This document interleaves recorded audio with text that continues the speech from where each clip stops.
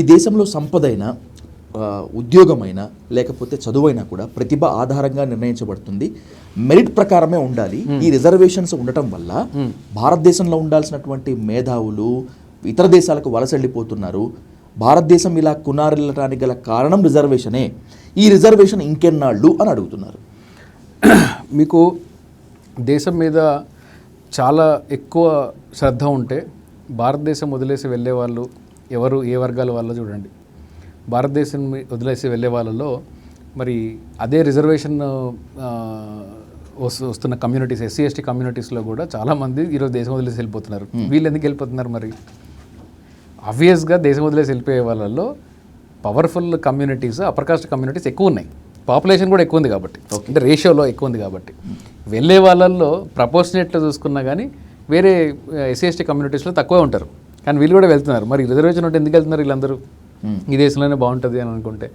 ఈ దేశంలో ఉపాధి లేదు, ఈ దేశంలో ఎకనామిక్ ఇంబ్యాలెన్స్ ఉంది, ఈ ఎంప్లాయ్మెంట్ లేదు, పావర్టీ పెరుగుతుంది, పేదలు ఎక్కువ అవుతున్నారు. ఇవన్నీ రియాలిటీస్ ఈ దేశంలో. వీటిని అడ్రస్ చేయకుండా దాన్ని మొత్తం ఒక డిస్కోర్స్ని, ఒక డిస్కషన్ని మొత్తానికి కూడా కమ్యూనల్ డిస్కషన్లోకి కన్వర్ట్ చేసే ప్రయత్నం ఇది దేశం మీద అటాక్. ఇది దళితుల మీద అటాక్ కాదు, ఇది దేశం మీద అటాక్. మీకు నేను ఇందాక చెప్పాను, రిజర్వేషన్ అనేది ఒక ఎంప్లాయ్మెంట్ గ్యారంటీ స్కీమ్ కాదు. రిజర్వేషన్ అనేది ప్రాతినిధ్యం అని. ఇది రాజ్యాంగబద్ధంగా ప్రాతినిధ్యం. మరి రిజర్వేషన్ అనే ఐడియాలజీ ఎక్కడి నుంచి వచ్చింది? రిజర్వేషన్ అనే పద్ధతి, రిజర్వేషన్ అనే పదజాలం ఎక్కడి నుంచి వచ్చిందంటే, రిజర్వేషన్ అంటే మీకు ఒక లాజికల్గా ఎక్స్ప్లెయిన్ చేయడం చెప్తున్నాను. ఇప్పుడు మీకు బాబాసాహెబ్ అంబేద్కర్ కాన్స్టిట్యూంట్ అసెంబ్లీలో బీసీలకు రిజర్వేషన్ ఇవ్వాలి అని అన్నప్పుడు, బాబాసాహెబ్ అంబేద్కర్ బీసీలకు రిజర్వేషన్ ఇవ్వాలని చెప్పేసి ఆయన చాలా సుదీర్ఘంగా ఆయన డిమాండ్ అది ఇవ్వాలనుకున్నప్పుడు, అప్పుడు పటేల్ గారు ఈవెన్ ఓబీసీ కమ్యూనిటీస్ నుంచి వచ్చినా కానీ, నాన్ బ్రాహ్మణ్ కమ్యూనిటీస్ నుంచి వచ్చినా కానీ ఆయన కూడా దాన్ని వ్యతిరేకించినారు.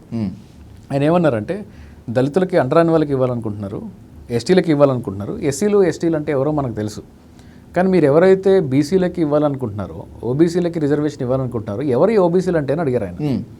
అది లాజికల్ క్వశ్చన్ అది.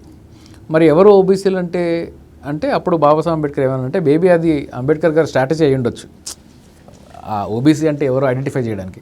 అట్లా అప్పుడు అంబేద్కర్ ఏమన్నారంటే, అవును కరెక్టే కదా మీరు చెప్పింది, మరి ఓబీసీలు అంటే ఎవరు అని మనము చూడాలి కదా, ఓబీసీలు అంటే ఎవరు అనేది మనం స్టడీ చేయాలి కదా, కాబట్టి మనం ఓబీసీలు అంటే ఎవరో ముందు నిర్ధారించి వాళ్ళకి ప్రాతినిధ్యం కల్పిద్దామని చెప్పేసి అట్లా తీసుకొచ్చింది ఓబీసీ రిజర్వేషన్. ఈరోజు డిమాండ్ వస్తుంది కదా, మండల్ కమిషన్ కానీ, కాకా కాల్కర్ కమిషన్ కానీ, ఇవన్నీ అలా వచ్చినవే. నేను కాన్స్టిట్యూషనల్ మ్యాండేట్ ఉంది, ఓబీసీ కమ్యూనిటీస్ ఎవరు అని చెప్పేసి సెన్సెస్ చేసి దాన్ని ఒక స్టడీ చేసిన తర్వాత ప్రాతినిధ్యం కల్పించాలి. అట్లా బాబాసాహెబ్ అంబేద్కర్ ఓబీసీలకు రిజర్వేషన్ని ఇక్కడ రిజర్వ్ చేసి పెట్టారు రాజ్యాంగంలో. ఇది మన అంటే బ్రీఫ్ రిజర్వేషన్ల చరిత్ర. అయితే ఇందాక మీరు మెరిట్ అన్నారు. మెరిట్ ఈజ్ అ మిత్ ఇండియాలో. ఎందుకు? ఆబ్వియస్గా ఒక ప్రతిభ అనేటువంటిది నిజంగా భ్రమే కనుక అయితే ఈ ర్యాంకుల ప్రవాహాలు, నెంబర్ 1 నీట్లో నెంబర్ 1, ఎంసెట్లో నెంబర్ 1, 10th నెంబర్ 1, ఇవంతా ఎందుకు? ర్యాంక్ డెఫినెట్గా ప్రపంచంలో మెరిట్ అనేది ఎక్కడైనా కానీ న్యూట్రల్ సమాజంలో మెరిట్ అనేది ఉండాలి. కానీ మీరు నాకు అసలు ముందు మెరిట్ సంగతి తర్వాత ఆపర్చునిటీ లేకుండా చేస్తే నాకు మెరిట్ ఎక్కడి నుంచి వస్తుంది? ఓకే, ఇప్పుడు ఫర్ ఎగ్జాంపుల్ మెరిట్ అనేది వన్ ఆఫ్ ద క్రైటీరియాగా, ఈవెన్ కాన్స్టిట్యూషన్లో కూడా వీళ్ళు వన్ ఆఫ్ ద క్రైటీరియాగా పెట్టుకున్నారు. ఇది ఎస్సీ ఎస్టీలకు మాత్రమే ఒక మెరిట్ చెక్స్ ఎందుకున్నాయి దీంట్లో? ఇప్పటిదాకా అప్పర్ కాస్ట్కి మెరిట్ ఉందా లేదా అని చెప్పేసి మెకానిజం ఎందుకు డెవలప్ చేయలేదు?